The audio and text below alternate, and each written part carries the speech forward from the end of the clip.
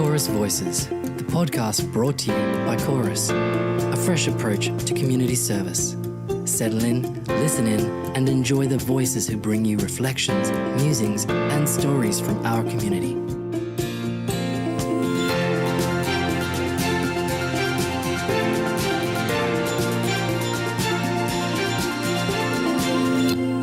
So it's time again for Chorus Voices. I'm Dan Minchin. And I'm Louise Forster. And today we've got a bit of a conversation we'd like to have around the use of technology, the value of technology in the lives of the people we work with. Absolutely.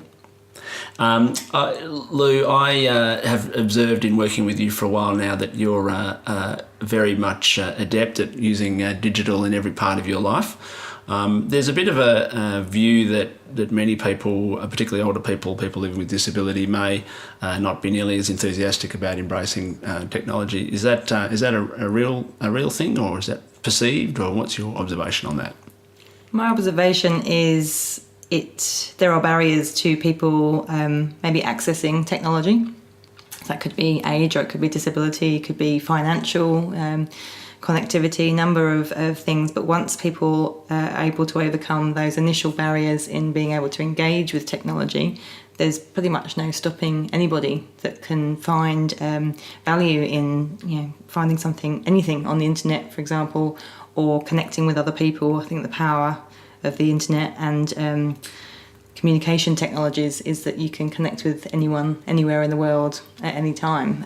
It's pretty powerful. It's really never happened in the history of our universe, our world. No. So it's a really interesting time. So I think, there are barriers to people being able to really reap the full value of technology, and that's possibly what people, society perceives as stopping people. Maybe that's about their interest, but no, I definitely don't think it is about people's interests. And the stereotype of an older person, for example, not being being frightened of it is pretty pervasive.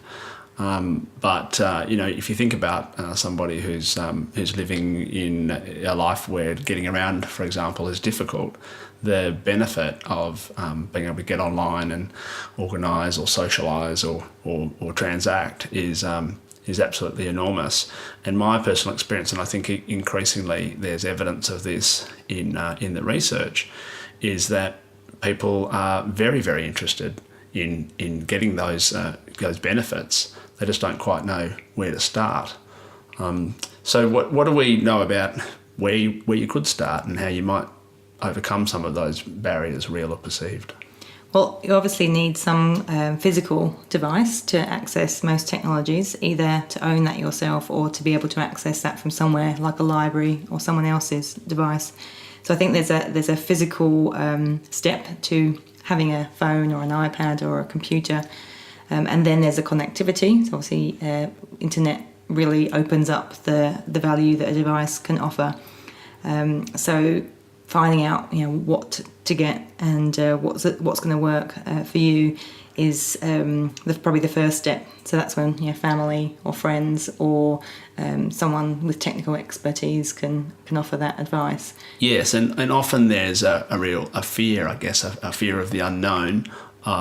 Also a fear, which is probably real, is that people are going to get scammed, or they're going to get, bullied online or stalked or something like that. So, there's a level of awareness or confidence that people need to develop, both in terms of the hardware they're getting online, the learning the software or whatever it's going to be, and then some genuine fears around how things might work. But very often people will draw on their family or their friends around those sorts of things. Absolutely. I think it's pretty daunting for most of us to walk into a shop that sells technology, computers, iPads, something like that. It really is sport for choice, and unless even you and I, who are pretty tech savvy, I still get overwhelmed with that sort of choice. So to have someone that you trust to guide you and to perhaps offer suggestions about what might be suitable as a starting point, or a next kind of upgrade, and how to use it, and what's safe and what other things you can do to make yourself safer. I mean, I think iPads are definitely useful for people that haven't had a lot of interaction with technology. It's not intuitive to use a mouse and a keyboard to change something on screen. You've basically got 3 different pieces that you're working with. It's quite hard on the brain. So I hear from OTs, occupational therapists in the digital space, with an iPad, what you put your finger on, you do something with. It's very direct. It's really direct and intuitive. So it's quite easy to learn, which is why we've got young kids being able to use iPads before they can even talk. That's right. And I've seen a video of a young kid trying to turn the pages on a magazine by swiping, so it's almost a primitive kind of instinct. One of the really fascinating things that I think is a brilliant story within the chorus world is that something a program sort of sprung up almost spontaneously to help people out with this sort of thing. So what have you got for us on that? Well, there's a fantastic lady called Sheena Edwards, and about 5 or 6 years ago, she had been very involved in her community, but saw a need for seniors to learn how to use computers, and so started to set up a group, and has over the time changed the model to adapt to what works well for that group. But we recently went out and saw Sheena and her co-founded iPad group, and found out a little bit more about where that came from, and also from some of the participants about what they enjoyed about it. I was teaching computers to seniors, and they were just not becoming comfortable with it enough to use in their own home. Somebody had come to that computer group and had mentioned the iPad and had said how easy it was to use. I had a friend who was just starting to learn like myself. I said to her, would you start a group with me? I started with the group from the very beginning. Sheena and I were both on a committee together, and I had a computer, and I bought my first iPad in 2012. This is now my second one, and I think it's one of the best things for seniors, because it is so interactive with you. Jan, my friend, said to me, come to the iPad class here at the in Safety Bay, and I did. And I've been doing this ever since, and I've had a lot of pleasure learning how to use it. 12 people came to the first group, and then 18 people came to the second group. We'd have beginners coming every week, and then we'd have people who were a bit more advanced. Somewhere down the track, I started this new format, which means that anyone can come at any time for as long as they want to come, and created a club, a group, rather than a class. The social aspect of it is probably as important as the iPad aspect of it. The whole concept of the group is of people helping each other. If you know something I don't know, that's fantastic, because you can teach that and I will learn too. I have learnt so much and I just love it. It's like an addiction. The knowledge for all of us just keeps growing, and I'm 5 years down the track with my iPad now, and I'm still learning something almost every week. So great little story there about sort of support group that sprung up from the heart of an amazing woman named Sheena. And that Sheena also told us a story about a woman who came to the group only a couple of times, and then apparently was on the fence with whether it was the right group for her or what she was going to take away. They didn't know whether they'd see her again, and they didn't see her for a while, and they followed up with her. And it turned out that she'd been unwell, which was why she hadn't come back to the iPad group. But by being unwell and unable to leave the house, she had used the skills that she'd learned in just a couple of sessions with the group, and had gone online and done a number of things, including ordering a shop from Coles or Woolies. I'm not sure which one it was. And included in that shop was, most importantly for her, apparently, a large amount of pet food. Well, she needed pet food because she couldn't get out to feed her pet, but then was able to see that you could buy in bulk online and save some money, and then have that delivered to the front door, and in fact the driver bring that into the kitchen. So she was completely sold on, what technology could do for her, but it really came out of circumstance because she was unable to leave the house and was then able to draw on some knowledge that she had. So it's quite interesting to know when someone might, start using adopt and see the need for it. And very much that sort of willingness to try and problem solve would have come out of just a little bit of confidence and a little bit of awareness that emerged out of the social sort of contact around the subject of the iPad group. One aspect of interacting with technology is accessibility for people who may have have visual impairment, or they're not quite as dexterous as they once were. And one of the really interesting things is that globally there are a whole range of improvements and innovations occurring in that space. So we sort of see applications that enable zooming to make it easier to read small print. The voice control applications that are available now have just gone absolute leaps and bounds in the last few years, which is a total a revolution for some people who are not able to operate an iPad or a device other than verbally. And that sort of thing does, just another barrier comes down. And in fact, it shows that, some of the world's innovators are trying to find ways to make life easier for people living with disability or later in their life or whatever else is going on. A lot of the innovations actually came from trying to find a solution to a barrier that someone with disability found. I worked in disability services in the early 2000s and worked with a number of people with cerebral palsy, very hard to control limbs and hands, but often people very capable. So I remember working with a number of people who used devices for communication and even the functions for in the wheelchair to get around. Might be chin controlled, which is incredible.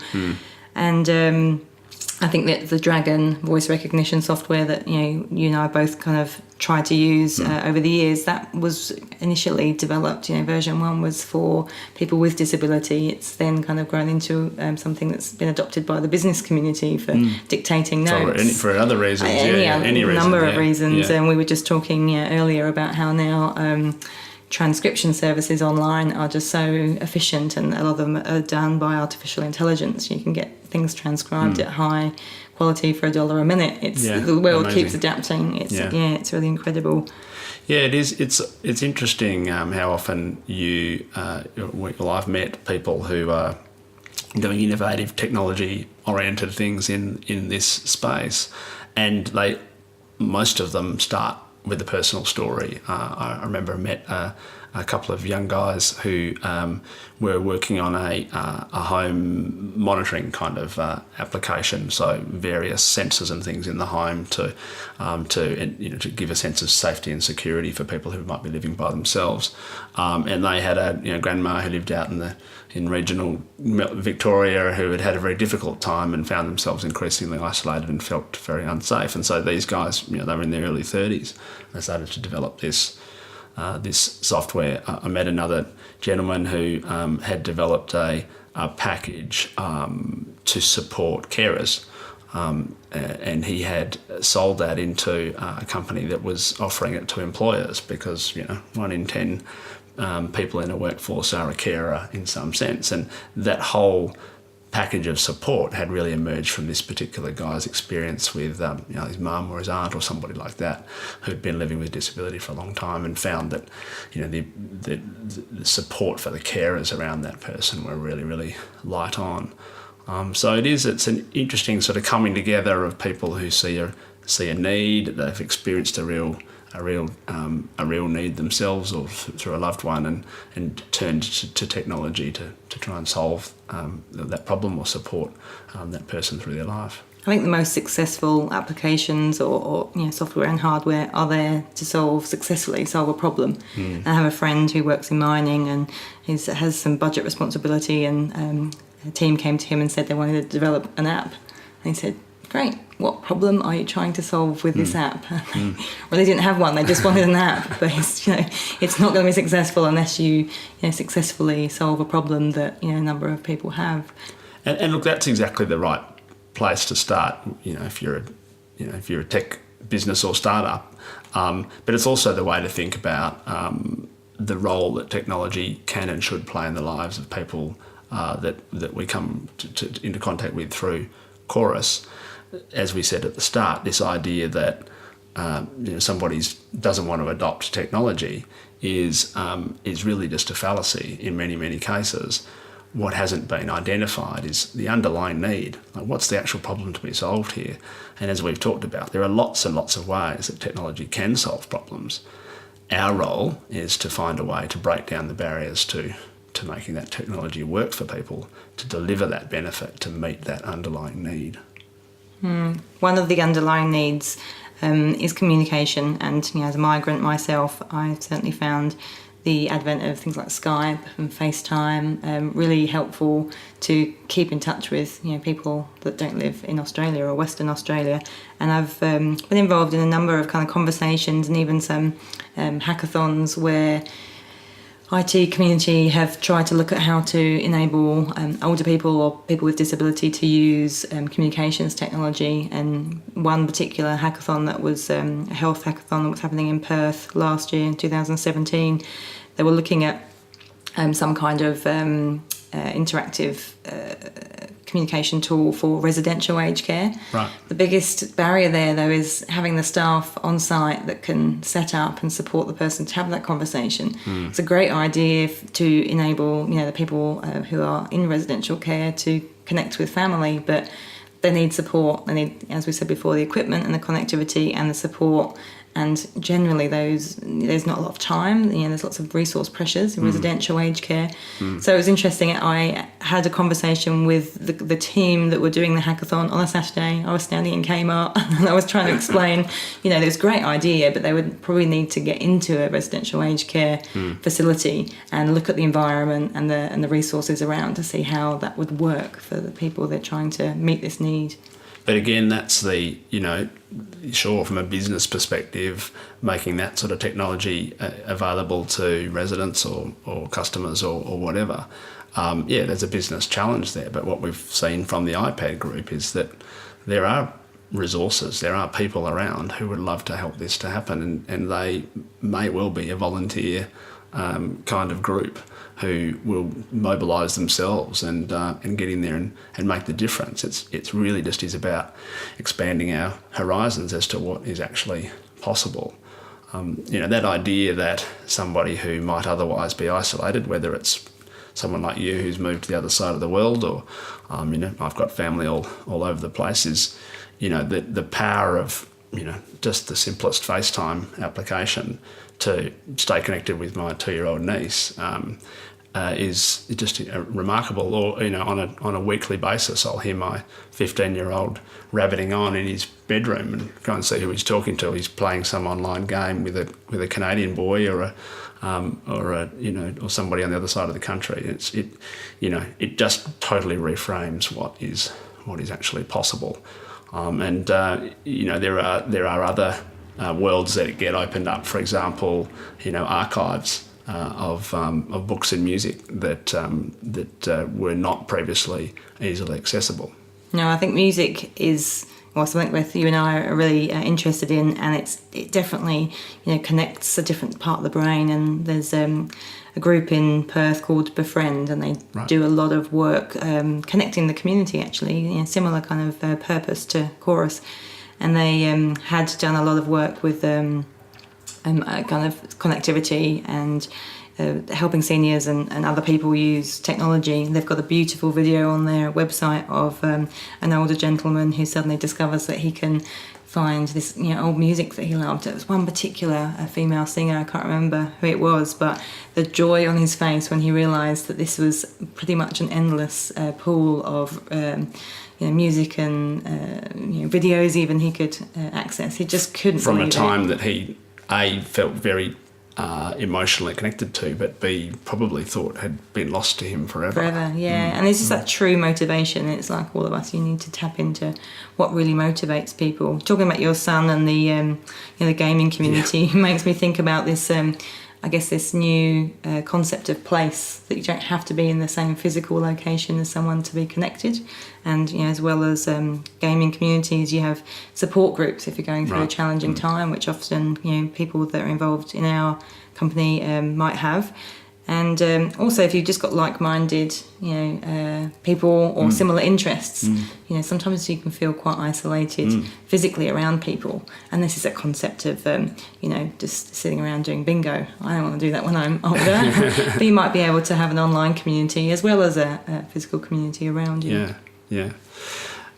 Chorus has as its purpose to enable people to live the life they choose. And I've thought a number of times in this conversation about, you know, really that's what a lot of these technology possibilities and options create is choices that people didn't previously have.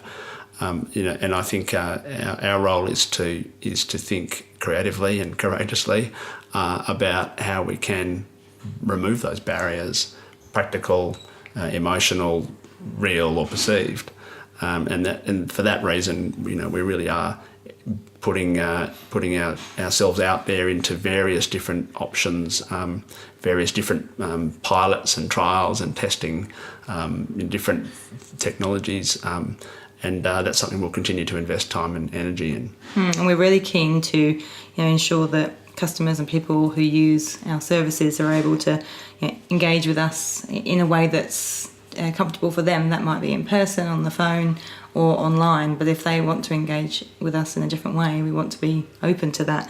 And, you know, typically we go and see people in their homes, and we book times and days to go and do that, and we arrange the person that goes in. So there should be no reason why customers can't make that booking online, or change that booking, or give us feedback. So, you know, we can book Ubers, we can get Uber Eats, we can do all sorts of things from our phones and you know, without leaving our homes, and we want to, you know, ensure that we're in that space. And we're actively pursuing you know, a technology strategy around those sorts of options for customers, but equally we're trialling a falls risk assessment application which is underway, and we're talking to various people around the country around their developments, their potential applications to help people stay connected or organise their lives or transact or whatever. Going back to that underlying question of what's the need and what's stopping people living the life they choose, and can technology play a role in helping that?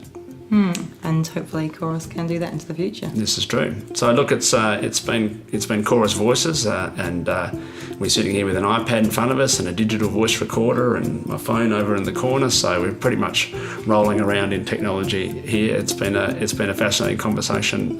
Louise, thank you. Thank you.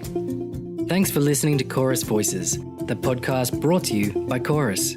If you like our show and wanted to know more, check out our website at chorus.org.au.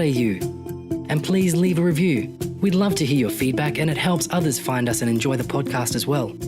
Join us next time for more inspiring stories and news from our community. Chorus, a fresh approach to community service.